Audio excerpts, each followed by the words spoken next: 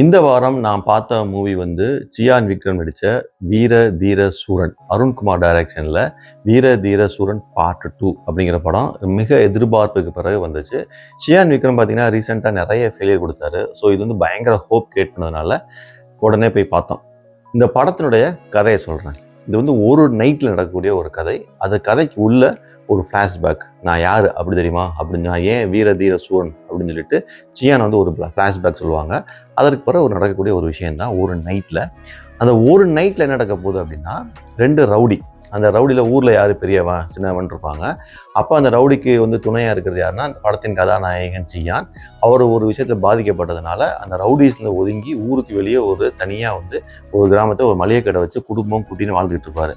அப்படி இருக்கும்போது இந்த பெரிய வில்லன் இருக்கார்ல, அந்த ஊரில் பெரியவர் இருப்பார், அவருக்கு ஒரு பெரிய பிரச்சனை யார் மூலம் வரும் அப்படின்னா எஸ்பி மூலம் வந்துடும். எஸ்பி, இந்த பெரிய வில்லன், பெரிய ஊரில் இருக்க பெரியவர், அப்புறம் சியான் விக்ரம், இந்த 3 பேருக்குள் நடக்கக்கூடிய ஒரு ட்ரையாங்கிள் சண்டை தான் வந்து இந்த படம்.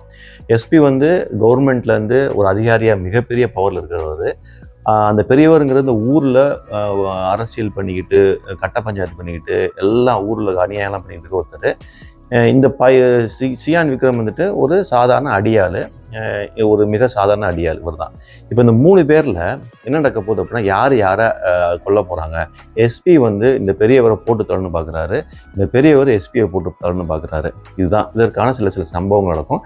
அப்போ இந்த பெரியவர் என்ன செய்கிறாரு, எஸ்பியை போடுறதுக்கு என்ன செய்கிறாரு, இந்த சியானை போய் ரெக்வஸ்ட் பண்ணுறாரு. சியான் காலிலே விழுகிறாரு, எனக்கு தயவுசெய்து ஹெல்ப் பண்ணு, அவன் என்னை கொல்ல ட்ரை பண்ணுறான், என்னை வந்து என்கவுண்டர் பண்ண ட்ரை பண்ணுறான், நீ வந்து அவனை போட்டுரு, உன்னால் மட்டும்தான் முடியுங்கிறாரு. ஏன்னா அவர் அதுக்கு முன்னாடி மிகப்பெரிய சம்பவம் பண்ணிக்கிறதா சொல்லிகிட்டே இருப்பாங்க. அதே மாதிரி ஒரு கட்டத்தில் சியான் விக்ரம் வந்துட்டு அந்த ஒத்துக்கிட்டு இந்த ரிவெஞ்சை பண்ணலான்னு சொல்லிட்டு எஸ்பியை மீட் பண்ணும்போது, எஸ்பி இவர் மண்டையை கழுவி, நீ வந்து பெரியவரை போட்டுரு, நான் வந்து உன்னை எல்லாத்துலேயும் மாற்றி விட்டுறேன் அப்படிங்கிறாரு.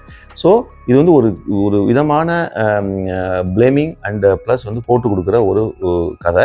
இந்த கதையை பார்த்தீங்கன்னா நேர்கோட்டில் சியான் விக்ரம் நமக்கு எப்பயுமே ஹீரோயிசம் எப்படி பழகிருக்கோம் அப்படின்னா, எவ்வளோதான் கெட்டவனாக இருந்தாலும் அவர் கொடுத்த வாக்கை காப்பாற்றிடுவார் அப்படிங்கிறது தான் நம்ம உடம்புல ஊர்ன ஒரு விஷயம். பட் இந்த படத்தில் அந்த இதை கொஞ்சம் நகட்டி வைப்பாங்க. அவர் வாக்கு கொடுப்பாரு, ஆனால் வாக்கு கொடுத்தவங்க நடந்துக்க முடியாது, ஏன்னா சுச்சுவேஷன் அப்படி இருக்கும். எஸ்பி அப்படிங்கிற ஒருத்தர் வந்துட்டு இவர் வந்து மூளைச்சலவை பண்ணிடுவார். ஸோ இந்த மாதிரி ஒரு காம்ப்ளெக்ஸான ஒரு ட்ரையாங்கிள் ரிவெஞ்ச் கதை தான் வந்து வீர தீர சூரன் பார்ட் 2. படம் பார்த்தீங்க அப்படின்னா பிகினிங் ஒரு 30 மினிட்ஸ் வந்து மிக அருமையாக பயங்கர கிறிஸ்பாக இருக்கும், அப்படியே என்கேஜிங்காக இருந்தது. அப்புறம் அப்படியே போக போக இந்த ஃப்ளாஷ்பேக்கு அதெல்லாம் சொல்ல ஒரு மாதிரி ஆயிடுச்சு. பட் இருந்தாலும் ஓவராலாக இந்த கதை வந்து எடுத்துக்கிட்ட கதைக்களம், சியான் விக்ரமன் மிகப்பெரிய நடிப்பு, ப்ளஸ் எஸ்பியா நடிச்சிருந்த எஸ்ஜே சூர்யா, இவங்க 2 பேருடைய நடிப்பும் இவங்க 2 பேருடைய ஒரு பெர்ஃபார்மன்ஸும் பார்த்தீங்கன்னா இந்த கதையை நம்மளை உட்காந்து பார்க்க வைக்குது. ஆனால் அவங்க வில்லனாக எடுத்துக்கிட்டாங்களே ஒரு பெரியவர்னு சொல்லிட்டு, அது சினிமாட்டிக் லாங்குவேஜ் படி பார்த்தீங்கன்னா ஒரு படத்தில் வில்லன் வந்து மிகப்பெரிய ஆளாக இருக்கணும்னு நினைப்போம், மிகப்பெரிய டெரராக இருக்கணும். ஆனால் மிகப்பெரிய ஆள் சொல்லிக்கிட்டே இருப்பாங்க, ஆனால் அவர் இவர் காலில் விழுவார். அப்புறம் அவர் பையன் இன்னொரு வில்லன் வந்து பார்த்தீங்கன்னா எல்லாருக்கும் பயந்துக்கிட்டு ஒரு சின்ன குடிசைகளை ஒளிஞ்சிக்கிட்டு இருப்பார், யாரும் பார்த்துருவாங்களோன்னு சொல்லிட்டு.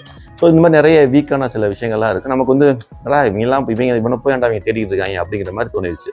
பட் இந்த மாதிரி ஒரு சின்ன சின்ன ஸ்கிரிப்ட் பிளே இருந்தாலும் ஓவராலாக ஒரு படமாக நம்ம பார்க்கும்போது ஒரு கரெக்டாக எடுக்கப்பட்ட ஒரு சினிமாட்டிக் உள்ள ஒரு படம். அருண்குமார் வந்துட்டு மிக பிரில்லியண்ட்டாக ஒரு டைரக்ஷன் டச் கரெக்டாக பண்ணியிருக்கிறார். ஸ்க்ரீன் பிள்ளை இங்கே பிரச்சனை இருந்தாலும் மற்றபடி அட்டகாசமாக பார்க்கக்கூடிய ஒரு படம் தான். அதை தாண்டி இதோட இன்னொரு முக்கியமான ஆள் யாருன்னா ஜிவி பிரகாஷ்.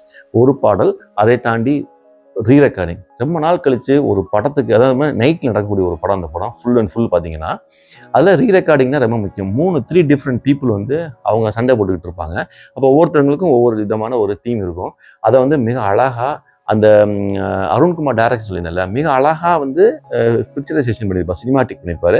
அதற்கு மியூசிக் வந்து ரொம்ப இம்பார்ட்டன்ட். நம்மளை உட்கார வச்சதுக்கு காரணமே 4 ஆஸ்பெக்ட் தான். ஒன்று Chiyaan Vikram, S J Suryah, G V Prakash and அருண்குமாரோடைய டைரக்ஷன்.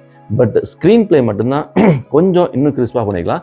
சில விஷயங்கள்லாம் பார்த்தீங்கன்னு வச்சுக்கோங்களேன், அவர் வந்துட்டு ஃப்ளாஷ்பேக்கில் வந்து ஒரு சீன்லாம் இருக்கும். இந்த படத்தின் மூல கதையே என்ன அப்படின்னா, ஒரு சாதாரண ஒரு பையன் வந்துட்டு போலீஸை வந்து இடிச்சிடுவான், ஒரு இன்ஸ்பெக்டர் வந்து இடிச்சிடுவான். இடிக்கும்போது என்ன ஆகும்னா, கையில் வச்சிருக்கிற காஃபி வந்து கீழே கொட்டிடும் அவன் மேலே. அப்போ டே யார்ரா நீ அப்படின்னு ஒரு இன்ஸ்பெக்டர் டேன்னு சொல்லிடுவார். அதை சொன்ன உடனே அந்த இன்ஸ்பெக்டர், எப்படி நீ பப்ளிக்கில் என்னைய பார்த்து நீ டேன்னு சொன்ன அப்படின்னு சொல்லி அங்கே எடுக்கக்கூடிய ஒரு ரிவெஞ்ச் தான் இந்த என்டையர் கதை. நான் சொன்னேன் ஏன் ட்ரையாங்கிள் பழி வாங்குறது, இதுக்கு மூல காரணமே என்னன்னா ஃப்ளாஷ்பேக்கில் வரக்கூடிய ஒரு சின்ன ஒரு பொறி தான். ஸோ அதனால தான் சொல்கிறேன், இந்த ஸ்கிரிப்ட் அவர் எடுத்துக்கிட்ட விதமே பார்த்தீங்கன்னா மிக அழகாக ஒரு நார்மலாக நடக்கக்கூடிய ஒரு விஷயத்த மிக பிரம்மாண்டமாக செஞ்சுருப்பாரு. பட் அது கதையின் போக்கில் பார்த்தீங்க அப்படின்னா அந்த ஸ்க்ரீன் பிளேக்கான சில சம்பவங்கள் வந்து மிஸ் பண்ணியிருப்பார். மற்றபடி வர 1000 குப்பை படம் வருது, அதில் இது எனக்கு தெரிஞ்சு நான் என்ஜாய் பண்ணி ரசித்து பார்த்த ஒரு சூப்பர் படம் இந்த வீக்கெண்ட் வீர தீர சூரன். என்னைய கேட்டிங்க அப்படின்னா என் வீடியோவை பார்த்துட்டு நீங்கள் டெசிஷன் எடுக்கணும் அப்படின்னு நினச்சிங்கன்னா கண்டிப்பாக போய் பாருங்கள், டிசப்பாயின்ட் ஆக மாட்டீங்க.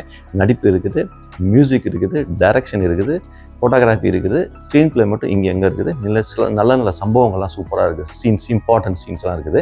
அது ஒரு சீன் இருக்கும், அவங்க வந்து அந்த கிழங்குன்னு சொல்லுவாங்க, அது அப்படின்னா கன்னி வெடின்னு சொல்லுவாங்க. அந்த கன்னி வெடி வந்துட்டு அதை ப்ளேஸ் பண்ணுறதுக்காக ஒரு 10 மினிட்ஸ் அந்த சீன் எடுத்துருப்பாங்க. அதை பார்க்கும்போது நமக்கே பதறும். அதுதான் இம்பார்ட்டன்ட் டைரக்டிங் டச்னு சொல்கிறது. ஒரு சீனை நம்மளை வந்து இன்வால்வ் பண்ண வச்சுட்டாருனாலே போதும், அவர் மிகப்பெரிய டைரக்டர் தான். அந்த மாதிரி சில சீன்ஸ்லாம் இருந்தது. ஸோ அதனால் ஓவராலாக கண்டிப்பாக போய் பாருங்கள். ரொம்ப அருமையான மூவி. சியான் விக்ரமுக்கு நீண்ட நாள் கழிச்சு ஒரு பர்ஃபெக்டான மூவி நடிச்சிருக்காரு. தேங்க்யூ.